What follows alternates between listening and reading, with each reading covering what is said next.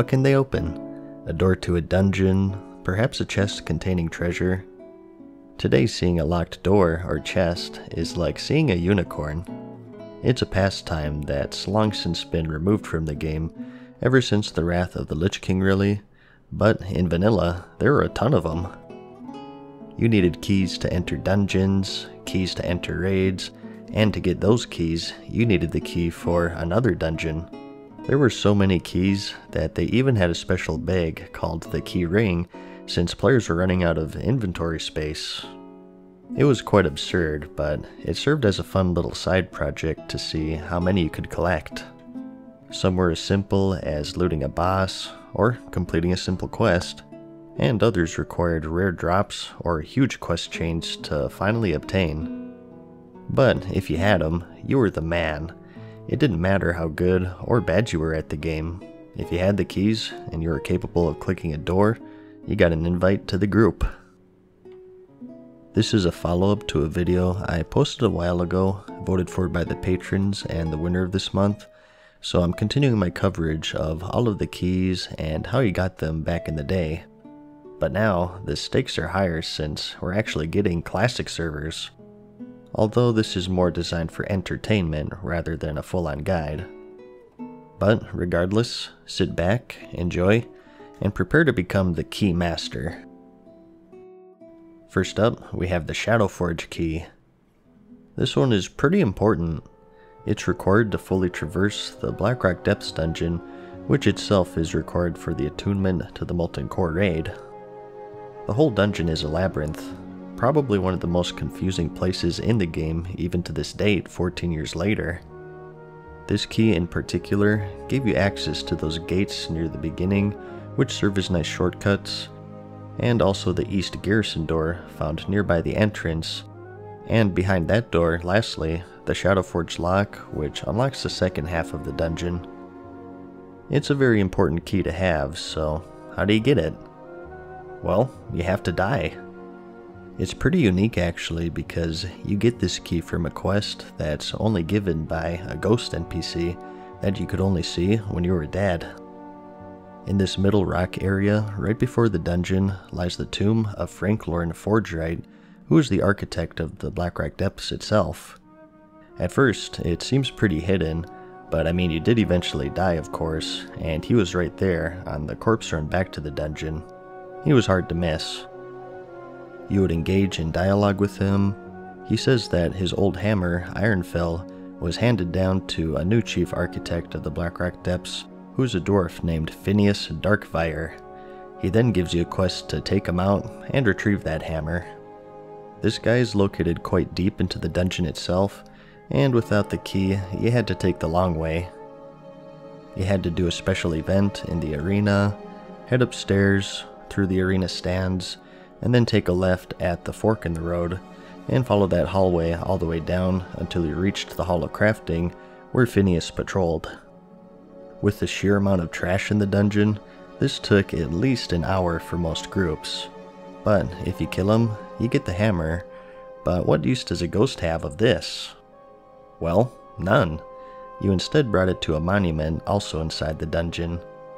You just had to backtrack to that first fork in the road, and take a right instead of a left. At the end of that hallway laid the monument, which gave you the key upon delivering Ironfell. And from here, you could open those gates and doors, and make the already confusing labyrinth even more confusing since you could now go in multiple directions. Don't take these dungeon maps for granted these days. A lot of us would have killed to have something like this back in the day. Before we leave this area, next up, we have the prison cell key. There's a jail area in the Blackrock Depths, and where there are jail cells, there are keys. In the middle of the detention block, you could find the High Interrogator Gerstan boss. She dropped the prison cell key, which opened 5 different cells within the block because screw everyone else, I guess. Sorry whoever's in there, your door isn't clickable, so I guess we just gotta leave you in there forever. In one of these doors lies the Marshal Windsor NPC, whom you needed to escort out as part of the Alliance Onyxia attunement chain. one of the most infamous quests in the game because he had to clear everything in the whole prison ward, or else he'd sprint into 3 groups, die, and you'd have to start all over.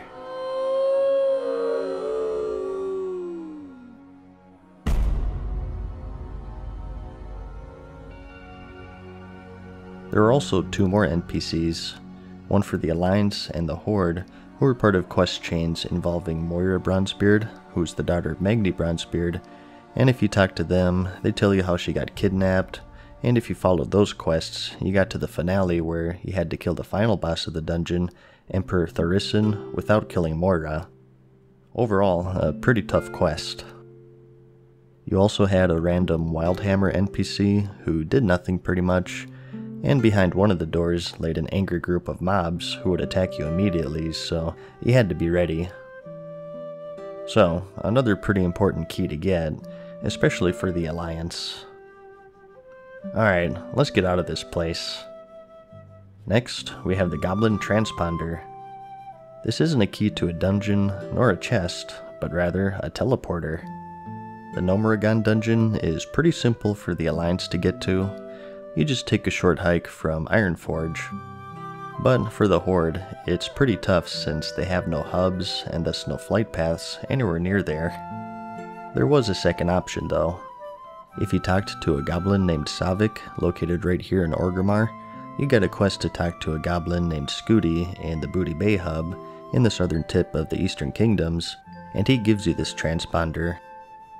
If you had this in your inventory and stepped into the nearby contraption, you were teleported to the bowels of Gnomeregan, right outside of the instance portal. So this was a lifesaver for all of the Horde out there, and it worked both ways as well.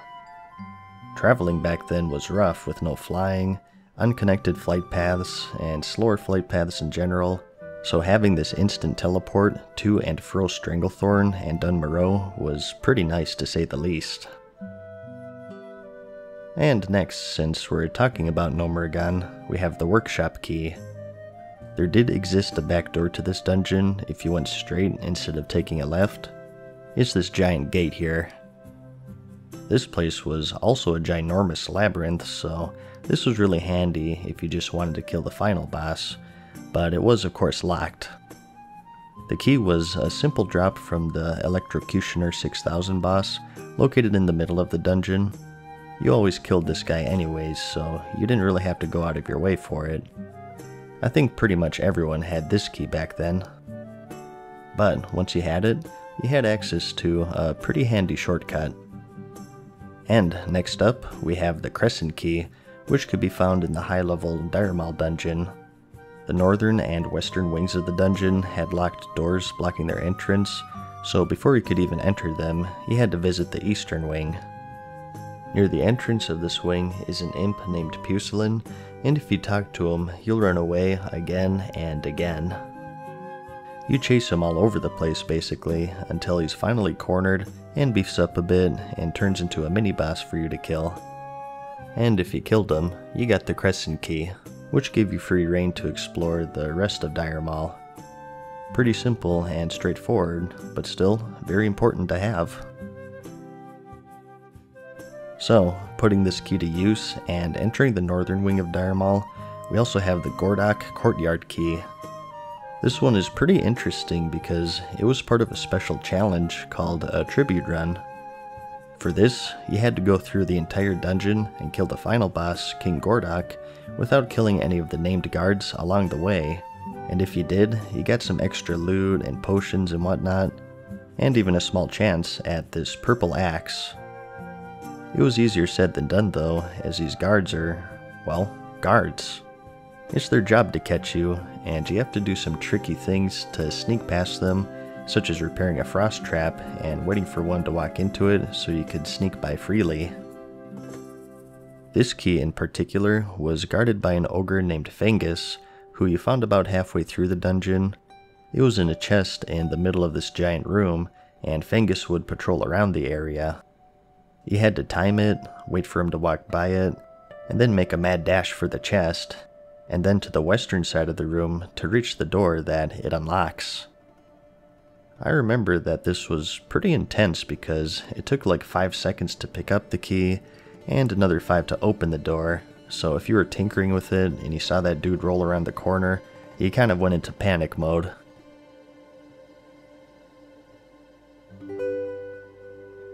Next, we have a few all-purpose keys.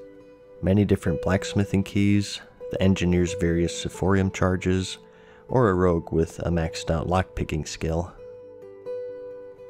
Some doors in the game you just couldn't get around and they required a key to open, and others you had some options. Blacksmiths could make many different keys at different skill levels. The higher level the key, the higher level door or chest it'll unlock, but it's also more expensive to make, as you would imagine.